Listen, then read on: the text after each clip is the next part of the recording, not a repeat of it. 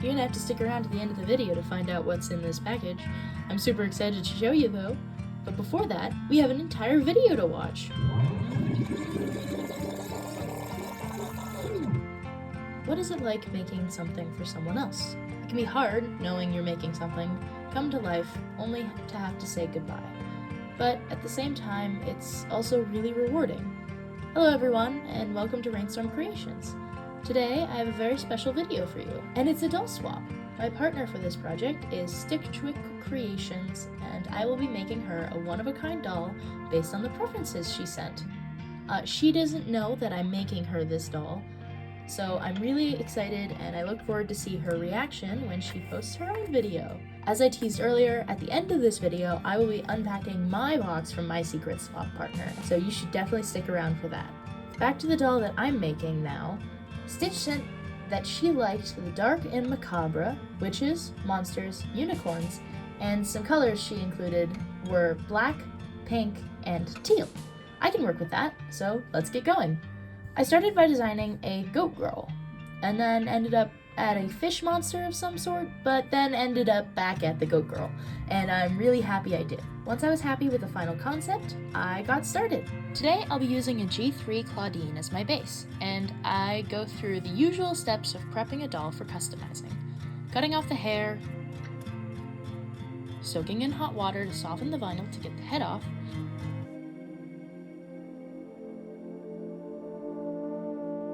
knocking over my mug, well, almost knocking over my mug, going in with a cuticle scraper to get all of the factory hair plugs out,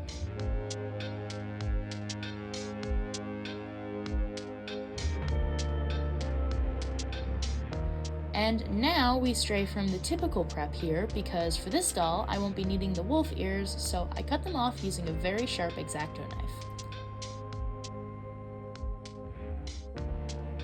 Then back to business as usual by wiping off all of the factory paint with 100% acetone.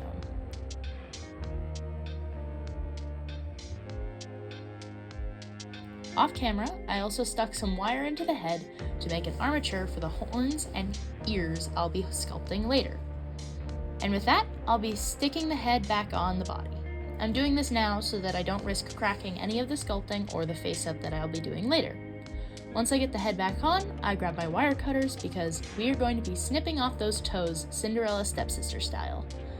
I'm doing this so that they are not in the way when I go in to sculpt the hooves. Now that those tootsies are snipped, I'm going to mix up a rather large amount of epoxy sculpt. I grab equal parts A and B and then I mix them very well. This ensures proper curing, and if they're not mixed well enough, they could not cure. Once mixed, I grab a small amount and start sculpting the hooves. Mods are rather time-consuming and somewhat repetitive. It's a lot of squishing, smoothing, re-smoothing, re-squishing, waiting, sanding, squishing, smoothing, you know, normal stuff. After I finish the first pass of sculpting, it's sanding time, and then back again to sculpting and then sanding. It took me about 2 passes for both the hooves and horns and ears for the epoxy sculpt and sanding.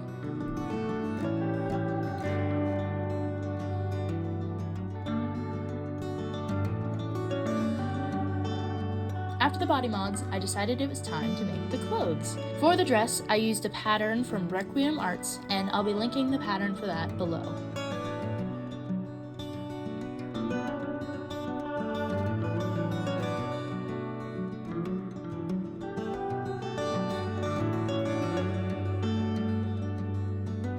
I started by creating a mock-up in muslin. Once I was happy with it, I cut out my final pattern and sewed up the dress.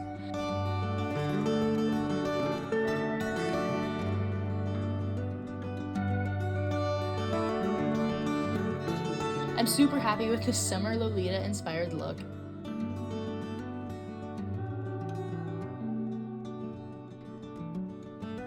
Complete with an adorable pair of bloomers. I'll also be linking the pattern for those below. It was a free pattern by a fellow YouTuber. It's now time for the face-up. I'm going to start by getting out my silicone mat to protect my nice cutting mat and by getting out all of my paints.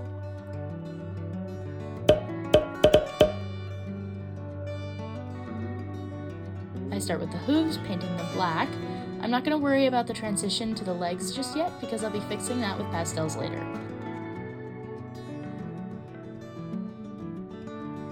Then I go in with brown paint for the ears.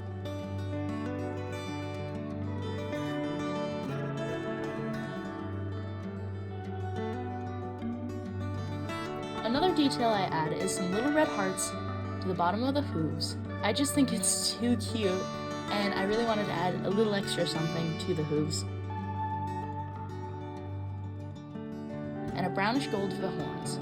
I do at least 2 coats of color for all of the areas to make sure that the paint is opaque enough. Once I'm happy with the paint, I mix Mod Podge with water at a 50-50 ratio and cover all of the paint with 2 coats of the mixture. This will ensure that the paint is protected and won't chip off. Now, I was going to explain everything I'm doing in the face-up section, but I decided I'd rather talk about something else. So please sit back and enjoy watching the face-up while I talk about some other stuff. While I was working on this project, I was going through kind of a large life change, and working on her really helped me get through it. I think something I was thinking about while working on this little lady was how to move on from things, how to move forward. It can be hard when big things happen, but it can also be good. Looking back, I can say now that I'm a different person than I was while I was making the doll, and I can say that I'm a better person. It's bittersweet to me to think about all of the years I spent trying to make something work when I should have just moved on. If I can give you anything to think about, it would be this. It's okay to move on from things that aren't helping you, and it's okay to let things go. And I think that's a real theme of this project, letting go. Letting go of that hard time, letting go of my anger and my sadness, and finally letting go of this doll, who gets to enjoy her life across the ocean in a new home. It's really exciting to know that she's out there being loved by someone else, and I'm really happy I was able to let her go. And now, let's take a look at the final doll, Capella, the little she-goat.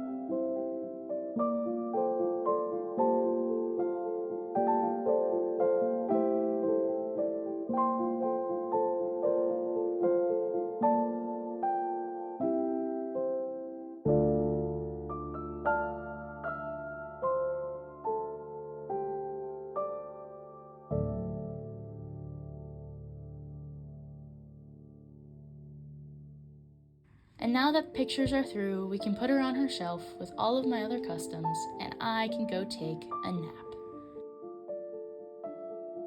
Wait!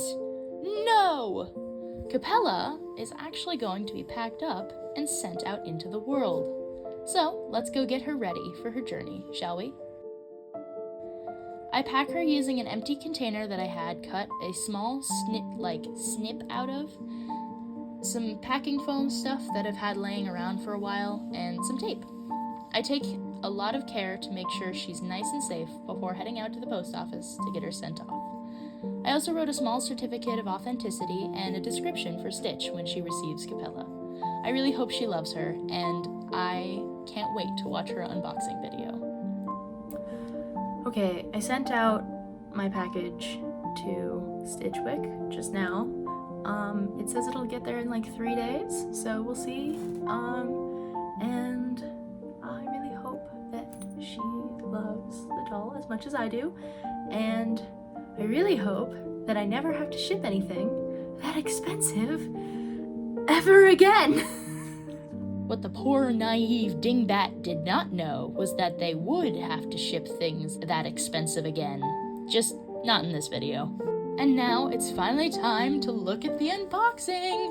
This was super exciting for me. This is my first OOAK from another artist.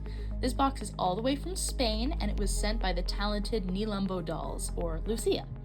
The first thing I pulled out was an amazing card and a cute unicorn hairbrush. I'll be so honest, I have no idea what that card says on the front, but the note inside was super duper sweet. I was also gifted this adorable unicorn keychain and this cute lip balm. There are also other gifts in the box, but I was itching to get to the doll, so I pulled her out next. And what a gorgeous doll she is! She is a G3 Draculaura base and has been lovingly made into this adorable summer cottagecore doll. Lucia also didn't just send one outfit, she sent two! She sent this adorable swimsuit, bag, and towel.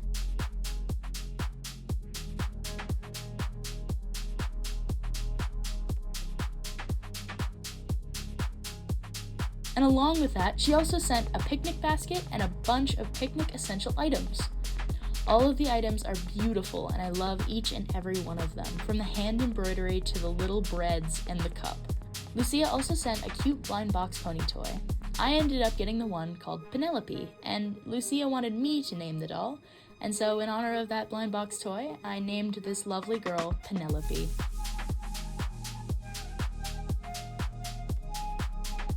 Thank you so much. Holy shit. Look at all of this stuff. Oh my gosh. Thank you so much. Please don't forget to go check out my other collaboration partners, Rainstorm Creations, Nilumbo Dolls, Silver Griffin, me, and Bumble Brony. Please don't forget to go check them out. They all did an absolutely fantastic job, and I highly recommend every single one of their channels. And with that, let's place her on the doll shelf and go take a nap. And I hope you'll consider taking one too. Until next time, bye!